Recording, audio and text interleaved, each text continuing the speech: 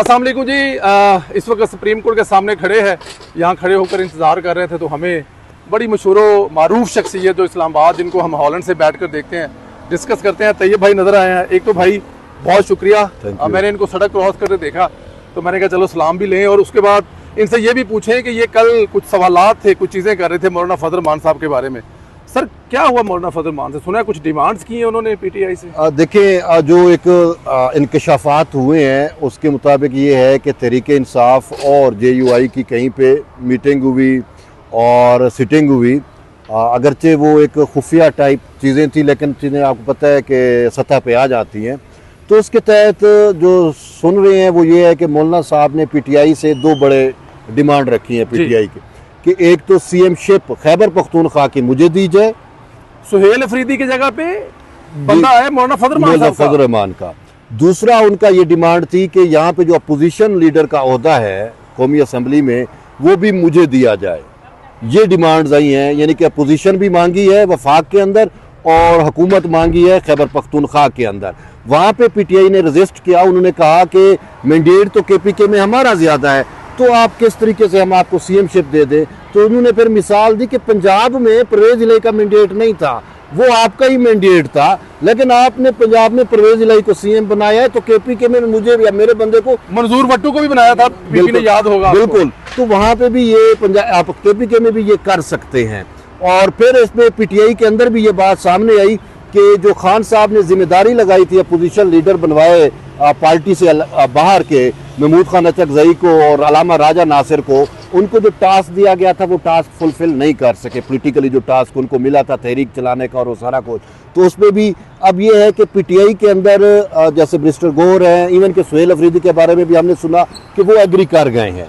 Suhail Afridi agree कर गए हैं इन डिमांड पे, लेकिन वजारत आला से स्किप होने के लिए, बात छोड़ने के लिए मौलाना फजल रहमान के बिल्कुल चीजें इजराइल से यही आई हैं। लेकिन विद इन PTI जो अलीमा खानम का ग्रुप है वो रजिस्ट कर रहा है और वो ये कह रहा है कि अगर हमारे पास यही एक बचती की हुकूमत है, CM शिप है KPK की, ये चली जाएगी तो हम कहाँ पे रहेंगे।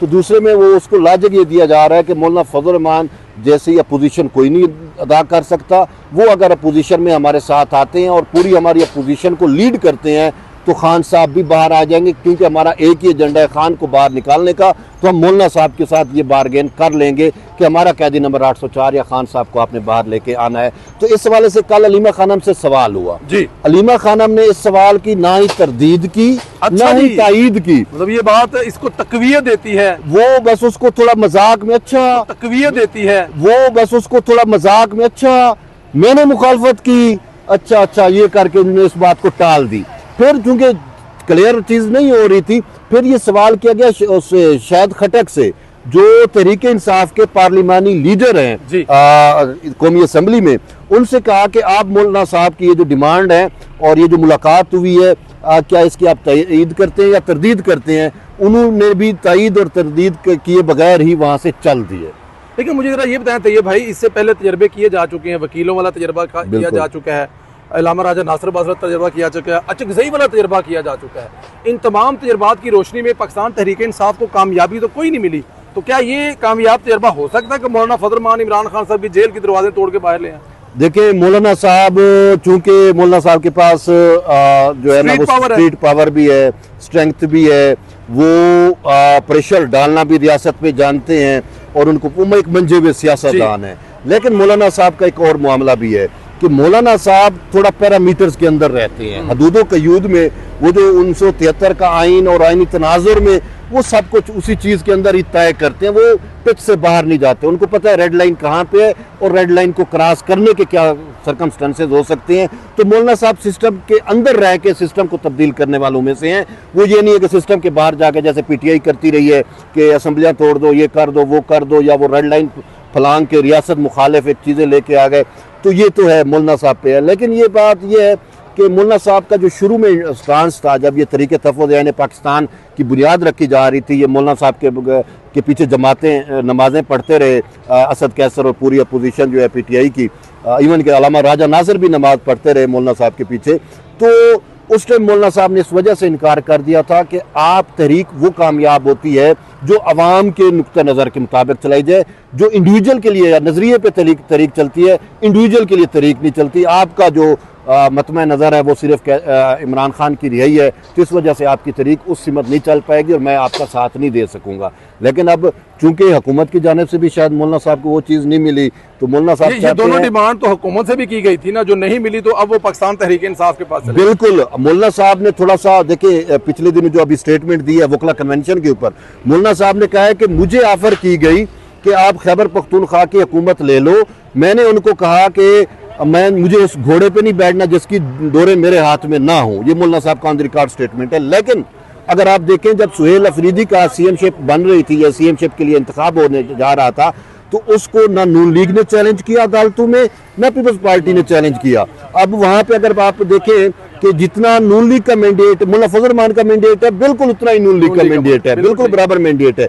लेकिन नून लीग ने बिल्कुल उसको चैलेंज नहीं किया। मुल्ला फजल रहमान की ही जमात जो है वो वहाँ पे पेशावर हाई कोर्ट में गई और इसके ये सुहेल अफरीदी सीएम ना बन सके। उस टाइम ये अटेम्प्ट हो रही थी कि नून लीग, पीपल्स पार्टी, एएनपी, बाकी जो दीगर जमातें हैं वो मौलाना साहब का साथ दें और मौलाना साहब जो है वो इक़्तिदार में आ जाए। मौलाना साहब की उस वक्त ये अटेम्प्ट थी, लेकिन अभी मौलाना साहब ने गलत कर दिया कि उस टाइम मुझे ये ऑफर हुई थी, उस टाइम उनको किसी ने ऑफर नहीं की थी। लेकिन अब मौलाना ये चाहते हैं कि शायद पीटीआई के साथ ऑफर हो जाए, कहीं से भी हो जाए, हुकूमत से।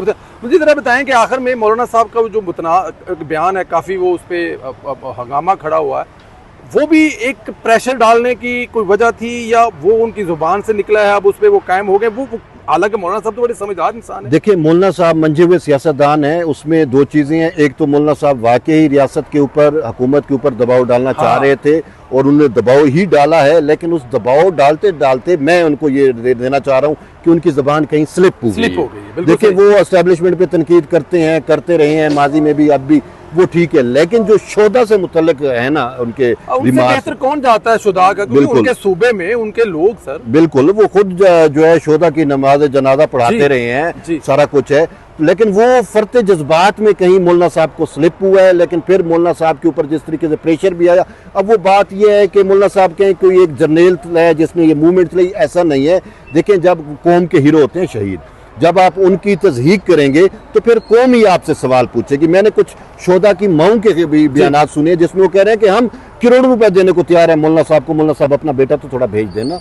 तो मौलाना साहब अपना बेटा असेंबली से निकलेगा तो वहां जाएगा ना। बिल्कुल, तो ये चीज़ है मौलाना साहब से थोड़ा सा मिस, वो आप समझ सकते हैं कि मैं। और उसके बाद उसका आखिरी सवाल ये बताएं कि अलीमा खान साहब आपसे इतनी शफकत क्यों फरमाती है, बड़ा प्यार करती है आपसे? देखिए, वो बस अब मैं क्या कहूँ कि मैडम अलीमा और हमारा अब तो वर्किंग रिलेशनशिप बन चुका है अडियाला के बाहर। हर आप वहां ना जाए तो उनका वो दौरा ही मुकम्मल नहीं होता। उनका मैं एक दो दफा नहीं था तो वो मिस कर रही थी कि तैयब कहाँ पे है, ठीक है। और बात यह है कि मेरे ऊपर तो एलिगेशन लगाया जाता है जी, सरकारी सवाल है। अब मैं आपको एक मिसाल देता हूँ। सुहेल अफरीदी साहब ने मेरे ऊपर एक एलिगेशन लगाया था। आप गोमल यूनिवर्सिटी को उठा के देख लें, वहाँ पे कितनी करप्शन है।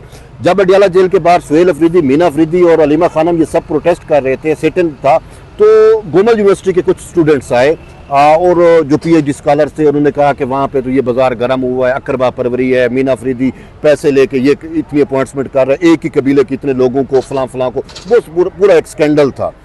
तो वो प्रोटेस्ट कर रहे थे, उन्होंने वो बातें हमें भी बताई कि यार हम तो नहीं है, आपको एक्सेस है तो आप मीडिया पे हैं तो आप सवाल कर देना। सुहेल अफरीदी साहब से मैंने ये सवाल किया, ऑन द रिकॉर्ड सवाल है, साथ मीना अफरीदी भी खड़े थे, अलीमा खानम भी खड़ी थी, और सुहेल अफरीदी साहब खिताब कर रहे थे या सवाल का जवाब दे रहे थे और उसमें वो कह रहे थे जी खान साहब का विजन है केपीके में करप्शन फ्री विजन।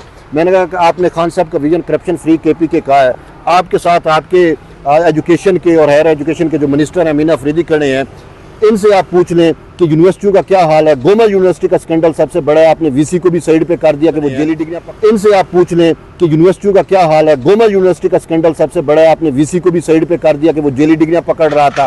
फिर आपने जो बंदा अहल नहीं है, जिसकी जो है वो एक्ट इजाजत नहीं देता, आपने उसको जो है वो कायम मकाम 4 दे दिया वीसी का। तो वहाँ पे करप्शन और ये चीज़ें, और अभी स्टूडेंट्स प्रोटेस्ट कर रहे हैं। तो सुहेल अफरीदी साहब ने उस सवाल का जवाब देने की बजाय ये कह दिया कि आपका सरकारी सवाल है। अब मैं मतलब है आप जवाब दो, नहीं आपने, उसने एलिगेशन लगा दिया सरकारी सवाल है। लेकिन पिछले दिनों आपने देखा ये तो 26 करोड़ आवाम का सवाल था ना जो आपने बिल्कुल, और मैं यही कह रहा हूं कि देखिए सवाल तो वहां से सिचुएशन से मर्ज हो रहे होते हैं। अब मैं आपको एक और बताऊं कि 3 दिन पहले या 4 दिन पहले खैबर पख्तूनख्वा आपको पता फ्रंट लाइन पे है जी, दहशतगर्दी के हमलों में, और खसूसन पुलिस जो है वो तो रगड़ी जा रही है, मारी जा रही है। वफाकी हुकूमत ने उनको जो है वो बुलेट प्रूफ गाड़ियां भी देना चाहिए, वो भी उन्होंने इनकार कर दिया कि भैया नहीं ली। उसके बाद क्या हुआ, खैबर पख्तूनख्वा की पुलिस के साथ जो कुछ दहशतगर्द कर रही हैं या वो जो चीज़ें हैं वो भी आपके सामने है। परसों या 3 दिन पहले खैबर पख्तूनख्वा का एक पुलिस अफसर सुहेल अफरीदी के सामने रो पड़ा। अच्छा जी, उसने कहा कि देखें आप, हम केपीके से हैं, आपकी केपीके में हुकूमत है, आपने हमें जमान पार्क में इस्तेमाल किया, हमने आपके लिए पंजाब पुलिस से जमान पार्क में केपीके पुलिस ने डंडे खाए, बन्नी गाला में वफाकी पुलिस से केपीके पुलिस ने डंडे खाए। आपने हमारे पुलिसिंग सिस्टम के लिए क्या किया है? ना आपने हमारे अलाउंस बढ़ाए हैं। उसने कहा बदले में आपने हमें कुछ राहत भी नहीं दी, हमारे लिए कुछ सोचा नहीं है। दूसरा यह है कि बदले में उसने कहा मुझे क्या मिला है, मेरे 2 करीबी जो दोस्त थे उनकी लाशें हमने रिसीव की हैं। ये वो सवाल है जो केपीके का, ये सरकारी सवाल है बेसिकली, जो असल सरकारी सवाल मैं याद दिलाना चाह रहा हूँ, ये सरकारी सवाल है जो केपीके का पुलिस का हर सिपाही जो है वो हुकूमत से पूछना चाह रहा है, लेकिन उसका वो जवाब नहीं दे रहे। वो जवाब मिलेंगे भी नहीं। अब देखना यह है कि आइंदा आने वाले दिनों में क्या होता है। तैयब साहब जो है उनकी एक ये उनके जो एक इन्फॉर्मेशन है कि मौलाना साहब जो है इस किस्म की फील्ड पर खेल रहे हैं। तो ये भी बहुत शुक्रिया। ये अल्लाह ताला की ज़ात की तरफ से मिलना और अल्लाह ताला की ज़ात, खाना पानी, हर चीज़ पे नाम लिखा होता है। हम यहाँ पे इंतजार कर रहे हैं, आपसे भाईजान से मुलाकात होगी और इंशाल्लाह ताला फिर आइंदा फिर मुलाकात होगी जरूर इंशाल्लाह। Thank you. आप स्टे स्ट्रॉन्ग और आप जो कर रहे हैं माशाल्लाह अपना जो हिस्सा डाल रहे हैं वो बड़ा तगड़ा हिस्सा, अल्लाह पाक कबूल फरमाए। Thank you very much. Thank you.